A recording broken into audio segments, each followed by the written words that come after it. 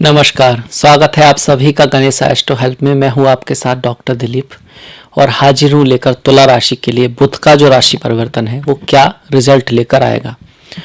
बुध 5 जनवरी 2021 से मकर राशि में जाने वाले हैं और वहीं पर रहेंगे लगभग पूरे महीने 28 तारीख तक।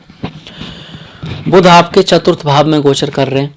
आपकी राशि के लिए वो भाग्य के, फॉर्चून के, लक जिसको हम बोलते हैं, किस्मत, गुरु कृपा, गुरु की कृपा, पूर्वजों की कृपा, पिता, भाग्य, उसके स्वामी है।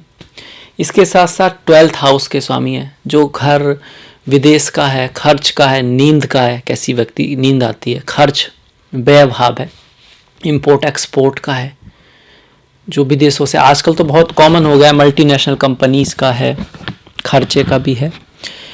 तो उसका जो स्वामी है, मोक्ष का भी है, आपके नेक्स्ट लाइफ का भी यही भाव है, वो आपके चतुर्थ भाव में आ रहा है।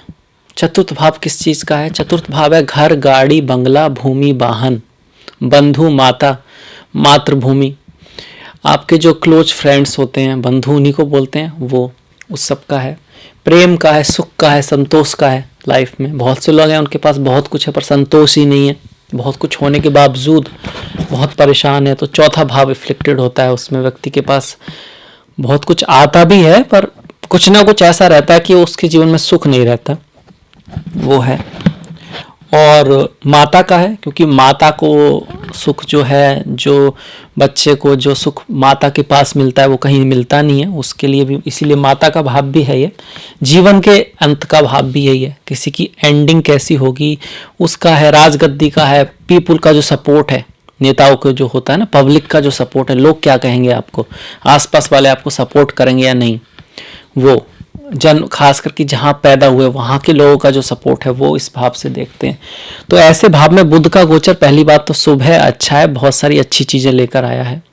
ये बताता है कि आपको आपकी माता से, मातृभूमि से कुछ ना कुछ मिलेगा, वहाँ के लोग आपको सपोर्ट करेंगे। धन प्राप्ति को दिखाता है, घर, गाड़ी, बंगला, भूमि, वाहन आदि खरीदने को योग बनाता है। अब खरीदेंगे तो धन तो खर्च होगा, अब कोई चीज़ खरीदेंगे तो पैसा देना होगा, तो खर्च को भी दिखाता है, भूमि, वाहन उस पर। और अगर आप बेचते हैं, खरीदने का ये ज़्यादा योग है, अगर आप बेचते हैं तो उसमें आपको पैसा भी बन सकता है, अच्छा सौदा होने की चांसेस यहाँ पे बनते हैं, क्योंकि बुध का यहाँ पर गोचर शुभ माना गया है। और आपकी कुंडली के भी बुध जो हैं अच्छे ग्रह हैं, आपके जो लग्न के स्वामी शुक्र हैं उसके वो मित्र हैं बुध, तो हर तरह से आपके लिए गोचर अच्छा है।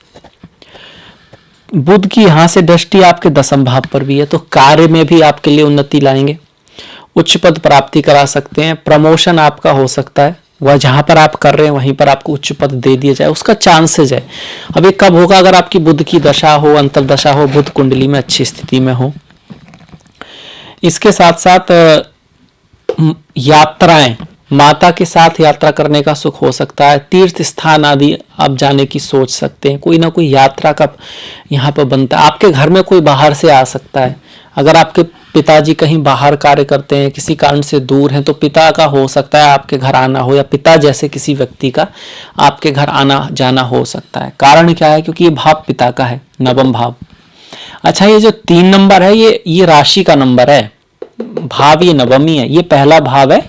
इसमें देखिए 7वां नंबर, 7वीं राशि, क्योंकि आपकी 7वीं राशि है ना तुला, काल पुरुष की 12 राशियां हैं। पहली मेष है, दूसरी वृषभ है, तीसरी मिथुन है, चौथी कर्क है, 5वीं सिंह है, छठी कन्या है, 7वीं तुला है, 8वीं वृश्चिक है, 9वीं धनु है, 10वीं मकर है, 11वीं कुंभ है, 12वीं मीन है। तो जैसे 12वीं राशि मीन है तो उसको 12 नंबर से दिखाते हैं, 8वीं राशि वृश्चिक है तो उसको 8 नंबर से दिखाते हैं।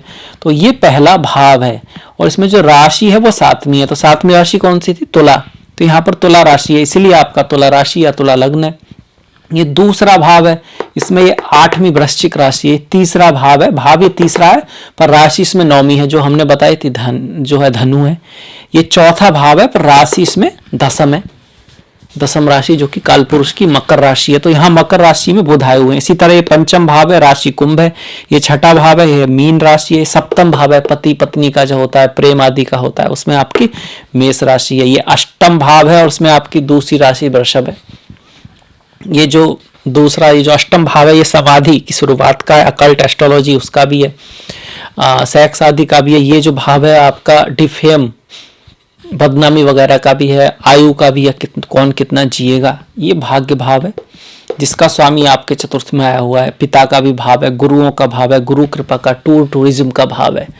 तो उसका स्वामी आया तो कोई टूर टूरिज्म का अगर आपका काम है तो आपके लिए लकी साबित हो सकता है। लॉ है, आप लॉ में काम करते हैं, वकील हैं, आपका काम अकाउंटिंग का है, सेल्स का है, मार्केटिंग का है, वाणी का जाकर बहुत महत्वपूर्ण है, तो आपके काम में प्रमोशन हो सकता है, लक आ सकता है, क्योंकि बुध का वाणी से लगाव है बहुत ज्यादा है। बुध को वाणी को दिखाते हैं, बुध युवराज हैं।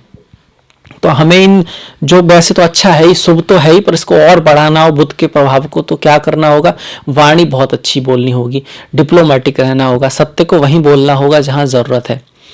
क्योंकि बुध का क्या है, अच्छे बुध वालों की वाणी अच्छी होती है, वो बहुत अच्छे वक्ता होते हैं। तो आप भी अच्छे वक्ता, क्वालिटी के वक्ता बनने की ट्राई अगर करेंगे तो धीरे धीरे ये प्रैक्टिकल रेमेडी है, आपका बुध जो है वो मजबूत होने लगेगा।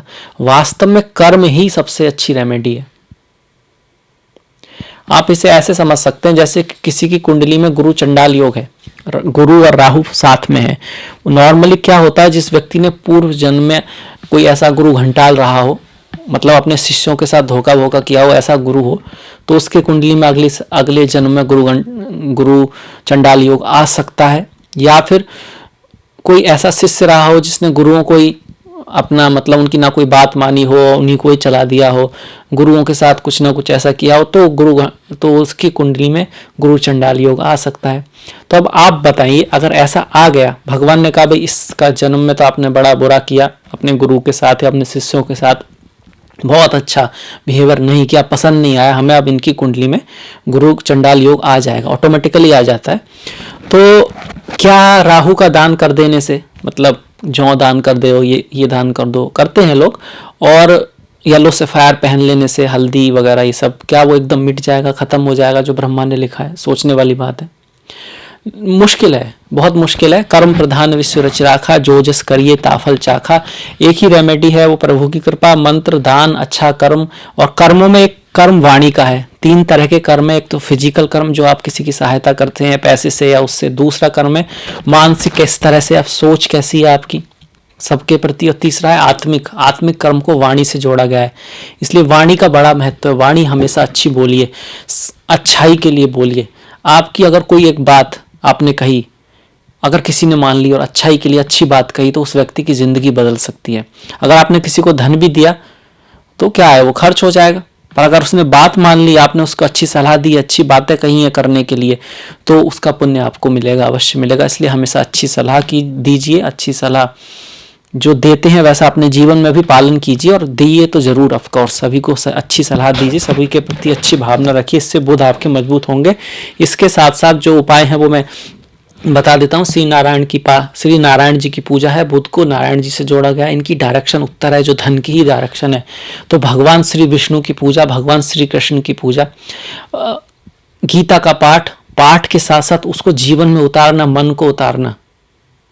माला फेरत जुग गया, गया न मन का फेर, माला फेरत जुग गया, गया न मन का फेर, मन का डाल के कनका फेर। कुछ इस तरह से कहने का मतलब है कि सिर्फ फेरना नहीं है, असली वो है कि उसको मन में उतारना है, उसका पालन करना है, कर्म में लाना है। गीता पढ़ना है, उसके एक ही श्लोक को समझ लेना है, फिर उसको उतारना है अपने जीवन में। ईश्वर की जब भक्ति करनी है, भगवान श्री कृष्ण की या फिर आप नारायण की करते हैं, तो उनके गुणों को अपने जीवन में उतारना है। दूसरे जो प्रभु हैं वो श्री गणेश को बुध से जोड़ा गया है, तो गणेश अथर्वशीर्ष, गणेश सहस्त्र नाम का पाठ करना, संकष्टी का व्रत करना, एकादशी का व्रत करना भी कर सकते हैं विष्णु जी के लिए।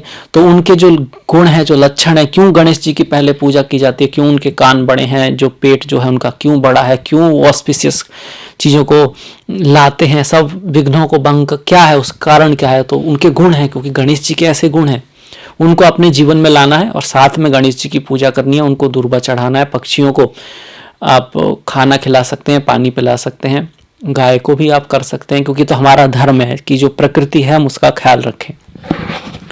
तो फिर उससे जरूर ही आपके बुध मजबूत होंगे धीरे धीरे, क्योंकि कर्म आप बहुत स्ट्रांग और अच्छे कर रहे हैं। कर्म प्रधान विश्व रच राखा, पर जो पहले किया है उसका रिजल्ट तो मिलता है। उस जो पहला किया है उसका रिजल्ट तो मिलता है। अब कितना कोटा है ये बड़ा मुश्किल है जानना। यही कारण है किसी को अचानक से बहुत जल्दी लाभ होता है, किसी को बहुत बहुत करने के बाद भी लाभ देरी से होता है, पर होगा जरूर। वो कर्म जो है कभी निष्फल नहीं जाता, कर्म और भक्ति कभी भी निष्फल नहीं जाती अगर सच्ची हो, पर कितना बचा हुआ है उसका भी मिलेगा। तो ये था मेरी तरफ से तुला राशि के लिए बुध का जो राशि परिवर्तन है उसका क्या रिजल्ट है, किस तरह हम उसको बढ़ा सकते हैं। इसके साथ साथ बुध बच्चों को दिखाते हैं तो बच्चों के साथ अच्छा बिहेव करें। बुध विद्या को सिखाते हैं तो अपनी जो विद्या है उसको भलाई के लिए यूज करें, कुछ ना कुछ सीखते रहें, अपने लिए कुछ ना कुछ अपग्रेड करते रहें। आप किसी भी फील्ड में हो, अगर आप कलाकार हैं तो एक्टिंग के लिए नए नए कोर्स होते हैं, नई नई चीज़ें सीखनी होती हैं। अगर आप डॉक्टर हैं तो डॉक्टरों में भी जो लोग MBBS MD MS बहुत कर चुके हैं उसके बाद भी 2-2 महीने 3-3 महीने के लिए कुछ ना कुछ नई नई टेक्निक आती है, उनको सीखते रहते हैं। तो अपने को अपग्रेड करते रहें। बुध सीखने से बुध स्ट्रांग होते हैं। वाणी पर अपना कंट्रोल सीखें। खुश रहें, खुश रहना भी बुध सिखाते हैं। अच्छे बुध वाले बड़े खुश रहते हैं, कितनी भी प्रॉब्लम आए उसको हंसते हंसते हैंडल करना जानते हैं। तो वो गुण आप अपने अंदर लाइए, टाइम लगेगा, प्रैक्टिस करेंगे तो आएगा, तो बुध मजबूत होंगे उससे। तो ये था तुला राशि के लिए बुध का राशि परिवर्तन। मुझे आशा है, विश्वास है आपको पसंद आया होगा, कुछ ज्ञानवर्धन भी होगा, कुछ ना कुछ सीखने को आपको मिला होगा। अगर ऐसा है तो प्लीज लाइक कीजिएगा, शेयर कीजिएगा, घंटी वाला जो बटन है उसको दबाना मत भूलिएगा। आपका सहयोग बहुत महत्वपूर्ण है। मैंने डिस्क्रिप्शन में अपना लिंक दिया है, फेसबुक का, इंस्टाग्राम का, ट्विटर का। Please like, please follow. इसी के साथ मैं आपसे विदा लेता हूं। अगली मुलाकात तक अपना ख्याल रखें, अपनों का ख्याल रखें, प्रकृति का ख्याल रखें, और इसी के साथ मिलेंगे हम नेक्स्ट वीडियो में। तब तक के लिए नमस्कार।